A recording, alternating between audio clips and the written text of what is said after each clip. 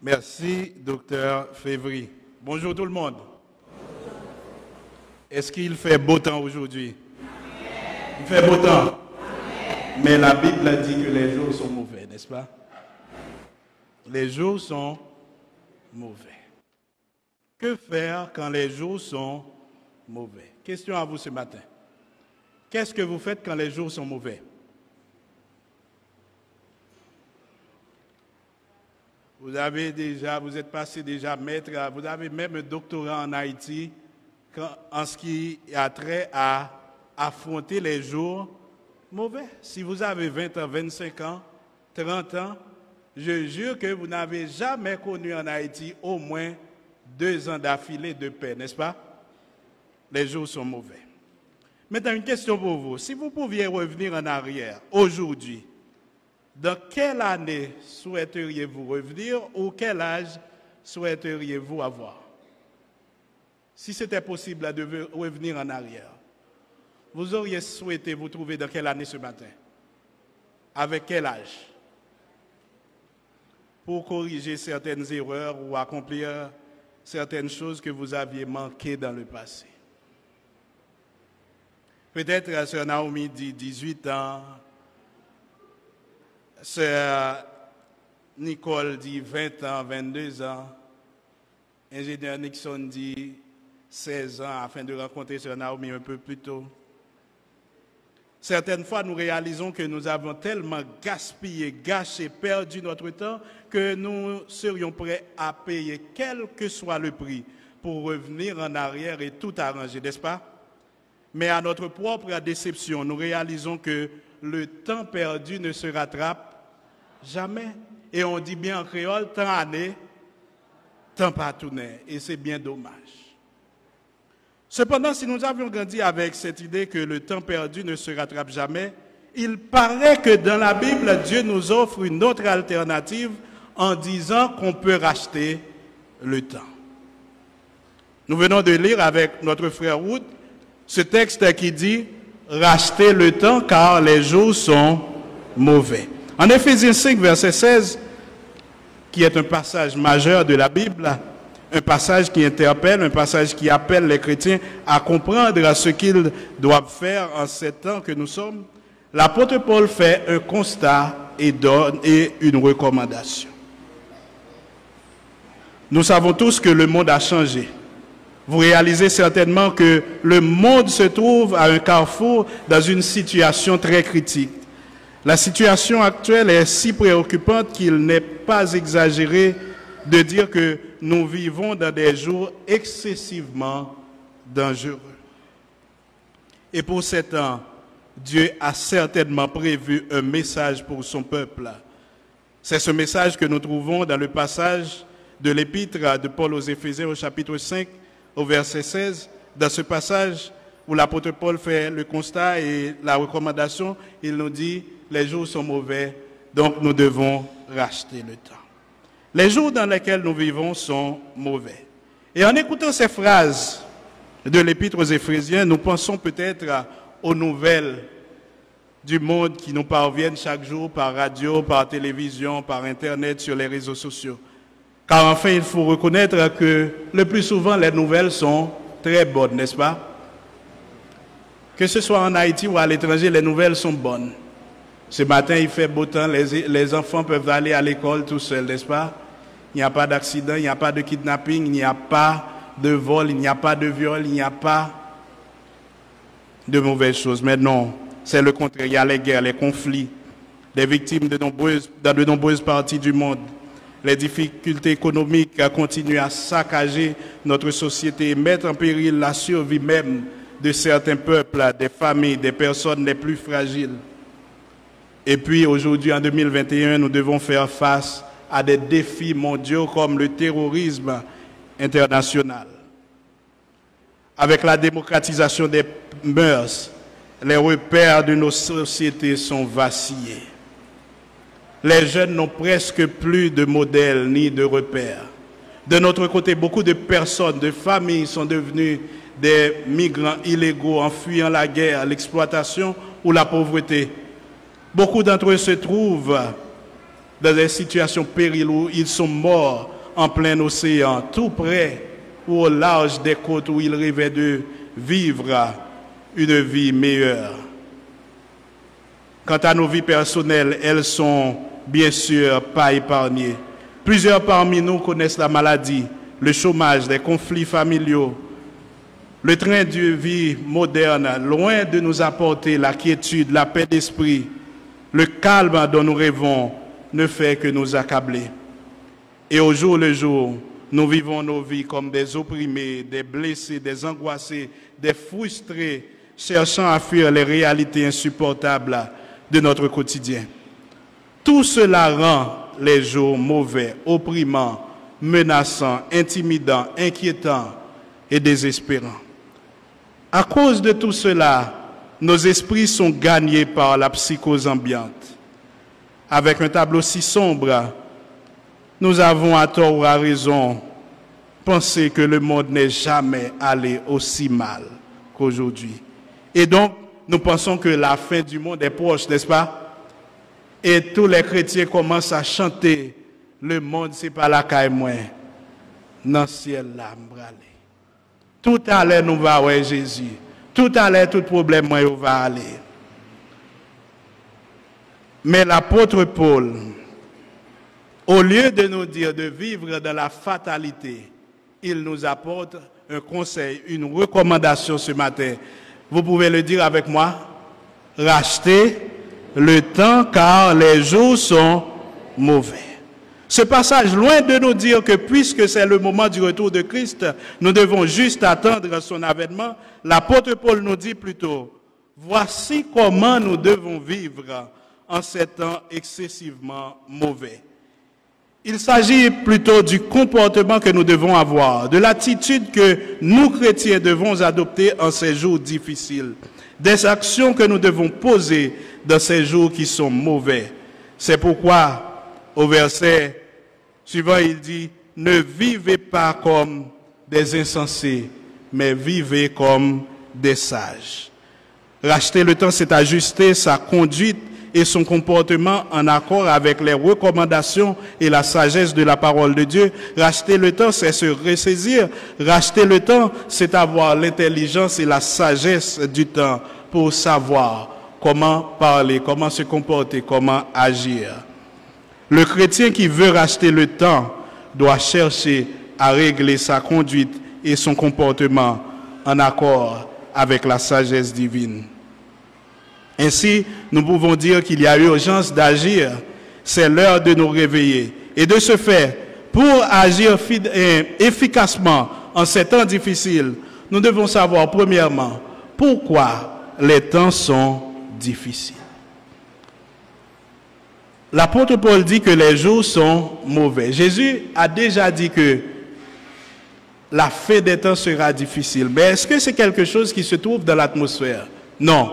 Ce n'est pas quelque chose qui se trouve dans l'atmosphère. Pourquoi les temps sont difficiles? Premièrement, c'est à cause de ceux qui se trouvent dans le cœur des gens. Lisez avec moi 2 Timothée 3, les versets 1 à 5. Si vous avez vos Bibles en papier ou sur vos téléphones, vos tablettes, ou si l'ingénieur Samuel veut projeter ça sur l'écran, lisez avec moi. Pourquoi les temps sont difficiles? Que dit la Bible? Lisez avec moi. Sache que dans les derniers jours, il y aura des temps. Pourquoi? Car les hommes seront égoïstes, amis de l'argent, fanfarons, hautains, blasphémateurs, rebelles à leurs parents, ingrats, irreligieux, insensibles, déloyaux, calomniateurs, intempérants, cruels, ennemis des gens de bien, traîtres, emportés, enflés d'orgueil, aimant le plaisir plus que Dieu. Et le pire, est-ce que ces gens-là, c'est des gens qui sont dans le monde? Est-ce que c'est des non-croyants seulement? Le verset suivant va vous étonner. Lisez avec moi le verset 5. Ayant l'apparence de là, mais reniant ce qui en fait là. Ces gens-là qui rendent le temps difficile, ils ont quoi? Ils ont l'apparence de là, Mais il renie en fait ce qui en fait là. Et que dit la Bible? Éloigne-toi de ces... Dans mon longtemps, il y a l'habitude de dire, chemin, bouton, c'est... Donc, si nous retournons dans le passage, si vous voyez autour de vous, parce que l'apôtre Paul semble aller en progressant, il dit que premièrement, les hommes seront comment? Donc, si vous voyez autour de vous des gens égoïstes, que dit la Bible? Éloigne-toi. Des gens qui sont fanfarons, qu'est-ce que tu fais? Oh, t'es blasphémateur, tu fais quoi? Rebelle à leurs parents, tu fais quoi? Ah, les jeunes, vous êtes là, non? Les temps sont difficiles à cause des gens qui sont aussi quoi? Comment? Rebelles à leur... Ils sont comme encore? Hein? Ah non, on n'a besoin de rien dire, vous savez tout. Des gens qui donnent le plaisir, le dessus sur les choses de Dieu. Insensibles, déloyaux, calomniateurs. Mais la Bible dit, éloignez-vous de ces gens, car ces gens-là rendent notre temps. Ce sont des gens sous l'emprise du mal qui font que des choses comme l'amour, la joie, la paix, la bonté, la douceur, la tempérance soient remplacées par quoi? Les œuvres de la chair sont l'impudicité, l'envie, l'ivrognerie, la jalousie, les calomnies, les querelles, les inimitiés, les animosités. Ainsi, quand nous laissons le diable prendre le contrôle de nos vies, de notre temps, de nos activités, il change les moments de réjouissance en malheur, en mauvais temps, en catastrophe. Ça fait des années, quand vous étiez seul dans la rue, que vous rencontrez un groupe de gens, vous étiez comment? Vous étiez comme quand maintenant vous allez chez le voisin ou dans d'autres pays, quand vous rencontrez des gens sur la place publique, vous êtes comment? Mais en Haïti, quand vous marchez, et que subitement pour vous percevez que des gens arrivent, vous vous sentez comment? Vous dites, oh mon Dieu, je dis, ah pas jour. Alors que Dieu nous a créés pour vivre ensemble, maintenant vivre ensemble, c'est un sujet de stress. Le diable change notre monde, il fait que le bon devient mauvais. En Apocalypse 12, verset 12, Dieu a dit dans sa parole, « Malheur à la terre et à la mer, car le diable est descendu vers vous, animé d'une grande colère, sachant qu'il a peu de temps. Et quand il a agi dans le cœur des gens, il fait beaucoup de mal. » Nous sommes trop souvent sortis du plan et du temps de Dieu, et par manque de discernement, nous nous intégrons dans le plan de diable qui sait qu'il a peu de temps et qu'il doit faire un maximum de mal dans un minimum de temps. Quand tu sais que tu as peu de temps pour l'examen, qu'est-ce que tu fais? Tu réponds à un maximum de questions dans un minimum de temps.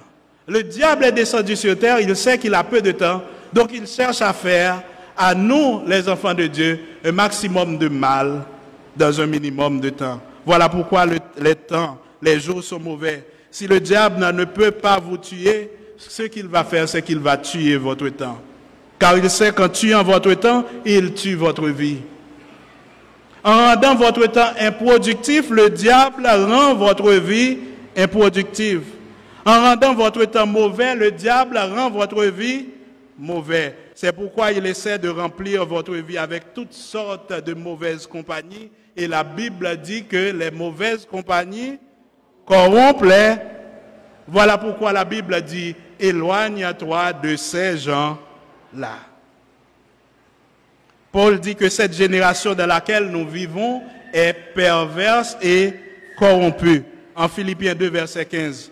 Donc, si nous passons notre temps à imiter cette génération sans discerner quelle est la volonté de Dieu, tôt ou tard, on ne reconnaîtra plus en nous les enfants de Dieu que nous sommes. On voit des chrétiens qui passent leur temps à imiter ce monde actuel. La Bible dit que ce monde, cette génération est perverse et corrompu. Tôt ou tard, si nous imitons ce monde, on ne pourra plus faire la différence entre les enfants de Dieu et les fils, les enfants des ténèbres. Voilà pourquoi l'apôtre Paul dit, ne vous conformez pas au siècle présent. Des fois, nous voulons tellement faire plaisir au monde que nous perdons notre capacité à faire la volonté de Dieu. On nous dit que le temps est précieux, on nous dit que le temps est limité, on nous dit que le temps c'est de l'argent, n'est-ce pas? Mais la Bible dit que notre temps, en plus d'être précieux et limité, il est surtout mauvais et qu'il faut le racheter. Oui, il nous faut racheter le temps entre les mains et de toutes les choses qui nous le font perdre. Car ce que quelqu'un fait de son temps, c'est ce qu'il fait aussi de sa vie. Ne laissons pas le diable avec son plan, ses ruses nous faire perdre notre temps, car les jours sont mauvais. S'il arrive à contrôler notre temps, il va aussi contrôler notre vie. Que faire quand les jours sont mauvais? La première réponse est que nous devons contrecarrer le plan destructeur du malin en limitant, voire en éliminant son influence sur nous et dans nos vies. Première chose, que faire quand les jours sont mauvais? Éliminer l'influence du diable dans nos vies. Mais nous savons pourquoi les jours sont mauvais, c'est à cause de ces gens qui ont l'apparence de la piété, mais en réalité, qui poursuivent les plans du diable. Mais deuxièmement, nous devons savoir comment devons-nous nous comporter en ces jours mauvais. En ce sens, la réponse de l'apôtre Paul en Éphésiens 5, à partir du verset 8, je vous demande de lire avec moi Éphésiens 5, à partir du verset 8, que dit l'apôtre Paul. Autrefois, vous pouvez lire, vous étiez ténèbres et maintenant vous êtes lumière dans le Seigneur, donc marchez comme des enfants de lumière. Autrefois, vous étiez ténèbres, maintenant vous êtes marchez comme des enfants de... Si autrefois vous étiez pauvres et maintenant vous êtes devenus comment? Riches. Vous allez vivre comment?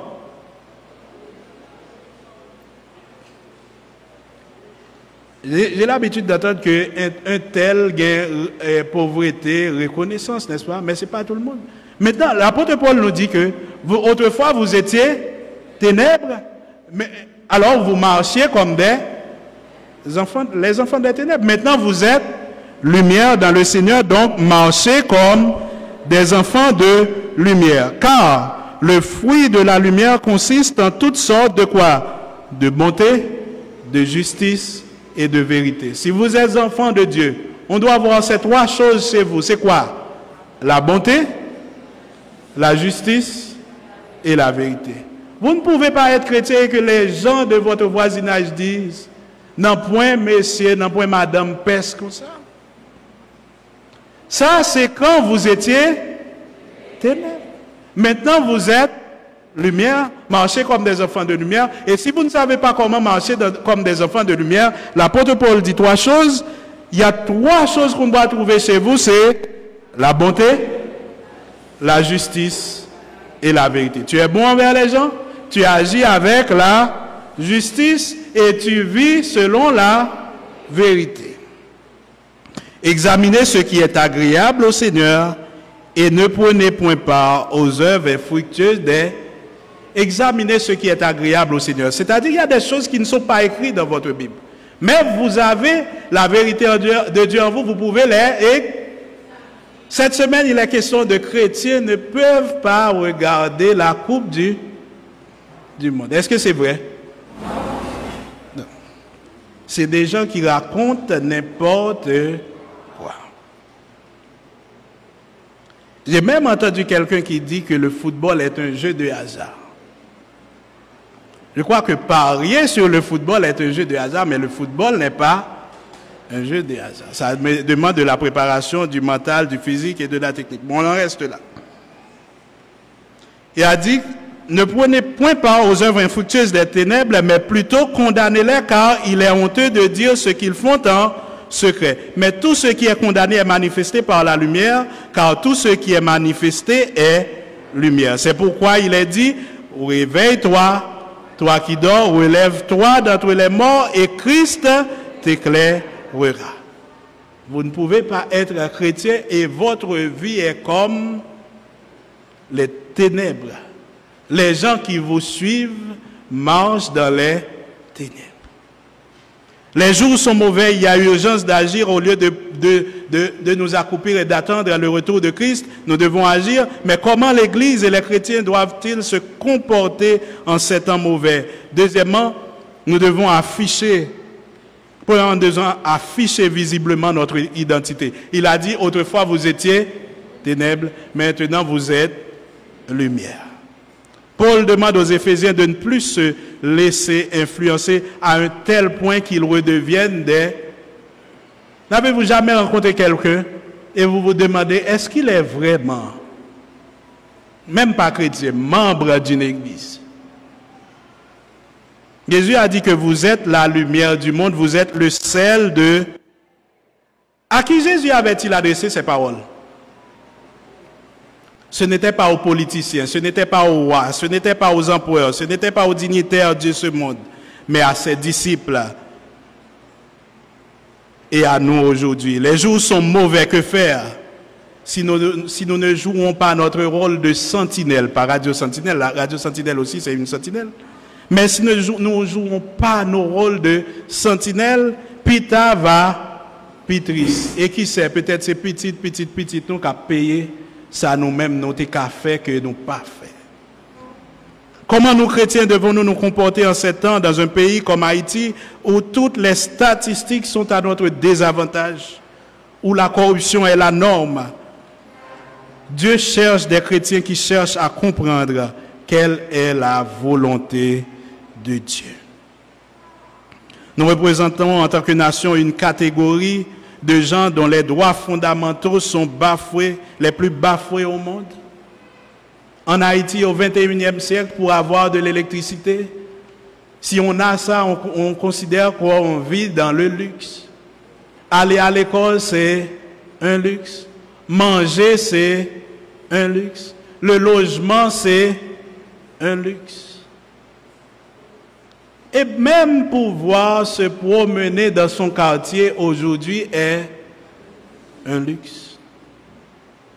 C'est grave. Dans cette nation appelée, à tort ou à raison, la première république noire, nous retrouvons une majorité de pauvres, de victimes de viols, de violences, de discrimination, de sous-payés, d'exploités économiques, d'exploités sexuels et psychologiques, d'analphabètes et de victimes d'abus de toutes sortes. Que font les chrétiens face à de tels constats? Les jours sont mauvais. Oui, c'est mauvais, c'est le constat. Mais la recommandation, c'est quoi? Racheter le temps. Racheter le temps. Que faire? Premièrement, nous devons afficher notre identité chrétienne. Mais deuxièmement, en tant que chrétiens, nous devons savoir comment nous entourer et comment utiliser notre temps. Savoir bien comment s'entourer et comment utiliser son temps. Pourquoi je dis cela? Les Américains disent que le temps est une monnaie, n'est-ce pas? Le temps, c'est de l'argent. Donc, si on dit que le temps, c'est de l'argent, c'est-à-dire, vous pouvez perdre votre temps comme vous pouvez perdre votre argent. Il y a des compagnies, il y a certaines compagnies, il y a certaines activités qui vous font perdre carrément votre temps. Et le diable sait que l'un des capitaux les plus importants d'un homme, c'est son temps, n'est-ce pas? Vous pouvez imaginer que vous êtes là où vous êtes à cause de la manière dont vous avez utilisé votre temps dans le passé, en bien ou en mal. Donc, c'est important pour le diable d'envoyer ses agents, les agents des ténèbres, dans nos vies, afin de nous faire perdre notre temps et anéantir notre destinée. Que faites-vous durant ces jours mauvais? Pour beaucoup de chrétiens, que passent-ils leur temps à faire dans cette période d'extrême urgence? Des banalités, se mettre dans des vanités, pendant que des femmes, des jeunes filles, des enfants se font maltraiter, violer à longueur de journée. Des chrétiens perdent leur temps dans des banalités, dans des futilités. Pendant que le malin utilise ses agents pour renverser les fondements de notre société, on arrive même à inventer le mariage pour tous, avant la nourriture pour tous, avant l'éducation pour tous, avant le logement pour tous, avant la santé pour tous. On arrive avec le mariage pour tous. Notre lumière n'est pas assez puissante pour repousser les ténèbres. Jésus l'a dit et nous le rappelons, vous êtes la lumière du monde. S'il y a ténèbres, c'est parce que votre lumière ne luit pas assez. Nous vivons en plein ténèbres alors que nous sommes censés être des lumières. Nous nous conformons à la société actuelle alors que la Bible dit que c'est une génération perverse et corrompue. Nous cherchons plutôt des moyens à nous adapter en trouvant un moyen d'échapper à notre responsabilité. Ne vous conformez pas au siècle présent, mais soyez transformés par le renouvellement de l'intelligence afin que vous discerniez quelle est la... Il y a ce cantique, ça fait longtemps que je n'ai pas entendu chanter ce cantique à l'église. Jésus m'a déoublié pour lui, côté où il est, tout chrétien baille. Maintenant, posez-vous la question, est-ce que votre lumière luit vraiment là où vous êtes? À la maison, dans le quartier, au boulot, à l'église, en voiture, en transport commun, en avion, à l'étranger, en Haïti. Jésus a dit que votre lumière luise ainsi devant, afin qu'il voit quoi? Vos bonnes œuvres et qu'il puisse lever les mains et dire Alléluia. Que faire quand les jours sont mauvais? Si Jésus était à notre place aujourd'hui, qu'est-ce qu'il aurait fait devant un tel état de fait? Nous vivons souvent dans l'indifférence la plus absolue, comme si cela ne nous regardait pas. Oui, nous pensons ainsi car nous disons, n'est-ce pas, nous ne sommes ni présidents, ni députés, ni sénateurs, ni magistrats, même ni ASEC, n'est-ce pas? Mais ce n'était pas à ces gens que Jésus avait dit, vous êtes la lumière du monde, c'est à nous, ses disciples. Je suis désolé de dire que nous, chrétiens, nous sommes responsables de l'état où se trouve notre société actuelle, parce que ce n'est pas le monde qui est la lumière, c'est les chrétiens que nous sommes qui sommes la lumière du monde. Que faire quand les jours sont mauvais? La deuxième réponse est que nous devons afficher notre identité d'enfant de lumière et jouer valablement, efficacement notre rôle de guide, de modèle, d'influenceur, de catalyseur, d'éclaireur pour cette société en utilisant sagement notre temps. Le monde a perdu sa flamme aujourd'hui parce que l'Église a perdu son feu. Rappelez-vous que vous êtes la lumière du monde. Mais troisièmement, si premièrement on avait vu pourquoi les jours sont mauvais et deuxièmement que devons-nous faire quand les jours sont mauvais? Mais que faire lorsqu'on se retrouve hors saison? Vous savez ce que cela veut dire hors saison? Par exemple, si les mangues, c'est quelle saison? Moi je ne connais pas trop ces choses. C'est quelle saison? Vous ne savez pas, non? Ok, n'importe quoi vous dit, mars, avril, mai, juin, je n'ai pas entendu. Donc, si la saison des mangues, c'est de mars à juin, et vous cherchez mangue en novembre, qu'est-ce qui va arriver? C'est très difficile, et ça coûte comment? Ça coûte cher. Beaucoup d'entre nous se trouvent dans nos vies hors ces... Vous voulez que je vous explique? Si vous me permettez, je vais vous expliquer. Est-ce que je peux vous expliquer? Ok, je vais prendre l'exemple des jeunes filles et des jeunes garçons. Des jeunes filles, à un certain âge, vous avez un peu, même trop de courtis, c'est la saison. Voilà pourquoi il y a 6, 7, 8 courtisans. Mais à un certain âge, vous vous demandez où sont-ils pas? Semblez tout bon caille. Tout bon pas caille, c'est parce que vous êtes hors, c'est... Il y a un certain âge pour les gars, à cet âge, Mr. Wood, vous avez le choix, vous dites, oh, une telle, je vais choisir. Mais à un certain âge, on arrive même à dire que blodé pendant, ça le veut pas, vous êtes hors saison. Écoutez, maintenant ça c'était pour vous aider à comprendre ce que ça veut dire quand dans votre vie vous êtes hors saison. Nous avons grandi avec le vieil adage qui dit le temps perdu ne se rattrape jamais, mais ce matin la Bible vous dit que vous pouvez racheter le temps. Il y a deux possibilités dans la vie. Soit nous gaspillons notre temps, soit nous investissons notre temps. Je vais vous expliquer tout à l'heure. Vous pouvez diminuer la valeur de votre vie avec ce que vous faites de votre temps. Tout comme vous pouvez augmenter la valeur de votre vie avec ce que vous faites avec quoi? Avec votre temps. Nous avons dit déjà que le temps c'est comme une monnaie. Ça dépend de ce dans quoi vous investissez votre temps. Il y a des gens, ce qu'ils font, c'est d'investir leur temps dans de mauvaises choses. Et ils se plaignent après de dire quoi? C'est mon qui pille pas de chance sous la terre. Si vous gaspillez votre temps aujourd'hui, n'attendez pas que demain vous ayez les bonnes choses que vous voulez. Voilà pourquoi la Bible dit, par le biais de l'apôtre Paul, c'est pourquoi que tout ce qui est vrai, tout ce qui est honorable, tout ce qui est pur, tout ce qui est vertueux, tout ce qui mérite l'approbation et digne de louange soit l'objet de vos pensées.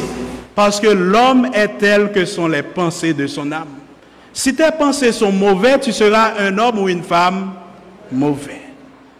Si tes pensées sont bonnes, tu seras une bonne femme ou un homme bon. Si tes pensées sont médiocres, ta vie sera. Si tes pensées sont productives, ta vie sera. Si vous gaspillez, si vous gâchez, si vous perdez votre temps, c'est votre vie que vous êtes en train de gaspiller, de perdre et de gâcher. Il y a cette chanson que j'ai entendu les gens chanter peut-être depuis novembre ou décembre dernier. Vous le connaissez, n'est-ce pas? Saison ça. Vous pouvez chanter pour moi un peu, peut-être une phrase. Saison ça. Oui, bon cantique, n'est-ce pas? Mais je vais vous dire, vous pouvez continuer à chanter tant que vous voulez. Cependant, si vous gaspillez votre temps, il n'y aura pas de témoignage 31 décembre. Vous gaspillez votre temps et vous chantez, c'est la saison de mon témoignage, il n'y aura pas de témoignage. La Bible a dit, ce qu'un homme aura semé, il le moissonnera aussi. Racheter le temps, c'est chercher à récupérer tout ce que vous avez perdu par mauvais usage du temps. Une seule action, un seul acte posé, une seule décision sage peut vous faire gagner une dizaine d'années. Il y a des décisions que vous devriez prendre déjà dans votre vie. Racheter le temps, c'est sortir du plan de l'ennemi qui ne cherche qu'à ruiner votre vie, car Jésus a déjà dit en Jean 10, verset 10, le voleur ne vient que pour dérober, égorger et détruire. Moi, je suis venu afin que mes brebis aient la vie et qu'elles soient dans l'abondance. Racheter le temps, c'est éviter et même combattre dans nos vies tout ce qui peut irriter Dieu, le mettre en colère ou attirer son jugement sur nous, sur notre communauté, sur nos familles, sur notre église. Mais il a dit plutôt dénoncer ces choses. Racheter le temps, c'est faire ce qui est bien, ce qui est honorable, ce qui mérite l'approbation. Ce matin, il y a une question pour vous. Qu'est-ce que vous faites de votre temps? Tout comme je pourrais vous demander qu'est-ce que vous faites de votre argent. Vous dépensez votre argent tout comme vous dépensez votre temps. Vous achetez quoi avec votre temps? Si vous ne savez pas comment, je vais vous expliquer. Il y a des gens, ils vont à la boutique à côté, aux gars qui vont à côté, ils achètent peut-être 200 gouttes de minutes, ils font quoi? Quand vous mettez 200 gouttes de minutes sur votre téléphone, vous faites quoi premièrement? Vous faites un plan. À partir de ce plan, on vous donne une quantité de... Et vous dites, ah, c'est bon. Et vous allez sur Internet. Vous passez votre temps. Et après un certain temps, le mégabyte, le nombre de mégabytes, la quantité est épuisée. Mais le pire, c'est qu'il y a des gens pour qui les mégabytes épuisés font plus de mal que le temps qu'ils viennent de gaspiller. Ils disent, ah, c'est fini déjà les mégabytes. Et ça fait mal. Mais quand il fait la somme du temps gaspillé, après 2 semaines, ils ne regrettent même pas. Mais ils ont dit au moins, j'avais vu Dibanga, n'est-ce pas? J'avais vu quoi? Rihanna. Vous avez vu qui encore? Mais Dibanga, là, il fait son argent sur Internet. Mais vous gaspillez votre temps sur... L'autre, là, Dibi Danger, il fait son argent sur Internet. Mais vous gaspillez votre temps sur... La personne qui a fait le montage de ce film, de cette vidéo, il fait son argent sur Internet, mais vous gaspillez votre temps sur Internet. Mais la Bible dit, racheter le temps, c'est quoi? C'est gérer notre temps au mieux pour la gloire de Dieu et pour atteindre notre destinée. Si la manière dont vous gérez votre temps ne vous permet pas d'accomplir les desseins de Dieu dans vos vies et d'accomplir votre destinée, c'est que vous êtes en train de gaspiller votre temps. Mais que faire avec cette phrase pour finir? Le temps perdu ne se rattrape. Par exemple, l'année dernière, c'était quelle année? 2021, on ne le verra jamais. On est en 2000, après un nombre de jours, on est le 4, après 27 jours, c'est fini. Tant qu'on est sur terre, avant le retour de Christ, on ne reverra plus 2000. Donc c'est ainsi que le temps perdu ne se rattrape. Mais Dieu nous donne une possibilité de rattraper le temps, c'est avec le temps, ça c'était le temps linéaire qui va et qui ne revient plus, le temps à l'état pas tourné, mais il y a le temps cyclique, les jours, les mois et les saisons. C'est pour ça, si tu as déjà raté ta saison de témoignage, c'est pas grave. Il y aura encore une autre saison. Donc, quand l'été s'en va, il arrive quoi? L'automne. Après l'automne, c'est... Après l'hiver, c'est... Et après le printemps, c'est... J'ai rencontré des gens qui ont dit que cette année, en été, j'avais pas la possibilité d'aller à la mer. Eh bien, c'est pas grave. L'année prochaine, tu pourras aller à...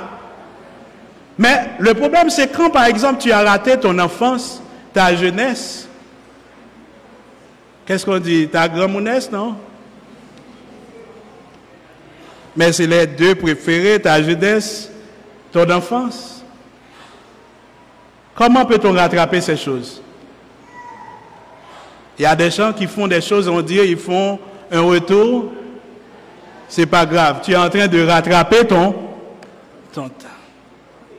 Donc, il y a des fois dans ta vie, tu es obligé de te rattraper sur les saisons. De mettre la vitesse. Si je marchais à une certaine vitesse et que j'arrive à voir que je ne peux pas atteindre ma destination à temps, qu'est-ce que je fais? Je mets mon pied, raplanché et puis, dans ta vie, dans la vie de beaucoup de gens aujourd'hui, vous avez besoin d'atteindre une certaine vitesse aujourd'hui pour rattraper le temps. Rattraper le temps. Voilà pourquoi. On ne peut pas. Le temps, on n'a pas contrôle sur le temps. Il y a 3 choses que vous devez savoir sur le temps. C'est que c'est un don universel. Le temps appartient à tout le monde. La deuxième chose, c'est que personne ne peut contrôler le temps. La Bible a dit que c'est Dieu seul qu'on appelle le maître des temps et des circonstances. C'est pourquoi la Bible dit, pour Dieu, un jour c'est comme 1000 ans, et 1000 ans, c'est comme... Si tu remarques que dans ta vie, tu avais raté ta saison, remets ta vie entre les mains de Dieu, car il dit qu'il peut faire rajeunir comme l'aigle. Tu as dit, j'ai perdu mon temps, j'ai déjà perdu tout mon temps, et bien Dieu peut te faire rajeunir comme l'aigle. Si tu lui remets tes saisons. Personne n'est arrivé à devenir ce qu'il est aujourd'hui dans la vie parce qu'il avait un temps supplémentaire. Nous avons chaque jour combien de temps? 24 heures pour chacun. Quelle que soit ta richesse, quel que soit le degré de ton pouvoir et de ton influence, tu ne peux pas acheter des heures supplémentaires. Sauf à la Coupe du Monde, tu peux peut-être payer l'arbitre pour te donner 8 minutes de... Ah, nous venons de Poutaille, on n'est pas dans le match qui a été joué hier ou avant-hier. Vous ne pouvez pas acheter des minutes supplémentaires. Mais ce que vous pouvez faire dans la vie, c'est de racheter le temps. Donc, si hier, tu avais raté ce bon moment que tu devais passer avec tes enfants, aujourd'hui, tu peux... Si ce matin, tu avais oublié de prier, ce soir, cet après-midi, tu peux... Si lundi dernier, tu avais raté quelque chose, demain lundi, tu pourras... Si décembre dernier, vous n'avez pas fêté la Noël, ce mois de décembre, il n'y a pas Noël en Haïti. Ça se voit sur vos visages. Si la saison dernière, vous n'aviez pas planté, donc cette saison, vous pouvez, si la dernière fois, vous avez raté votre chance, cette fois, vous pouvez la saisir. Il faut comprendre que pour tout le monde, et pour nous les chrétiens, les jours sont mauvais. Et puisque les jours sont mauvais, la Bible a dit que nous devons racheter le temps. Pas de fermer les portes de nos boutiques, de nos magasins, ou de jeter à l'eau nos projets et de dire que Dieu va retourner. Il faut racheter le temps. Racheter le temps, c'est quoi? C'est reprendre le contrôle de votre vie, là où vous l'avez perdu. C'est de vous ressaisir. C'est de revenir dans la course de votre destinée. Et comme conseil, l'auteur nous a dit, dans ce cantique, levez non moins à soleil là. Commencez tâche aujourd'hui. Premier bagage ou bien pour faire, c'est quoi? C'est louer bon Dieu à... Et deuxième strophe là, il commence, il dit quoi? Piga ou gaspiller temps. Si vous voulez racheter le temps, piga ou gaspiller, vive jodia qu'on employer talent ou yo, parce que tout le monde est pour juger en fonction de ça, il a comme capacité qu'il est à la fin. Voulez-vous racheter le temps aujourd'hui? La première chose, c'est de servir Dieu de tout votre cœur. Deuxièmement, c'est de vivre chaque jour comme si c'était le... Et à la fin, vous pourrez dire, j'ai combattu le bon combat, j'ai achevé la course, j'ai gardé la foi, désormais la couronne de justice, mais qu'il en soit ainsi pour chacun de nous. Au nom de Jésus.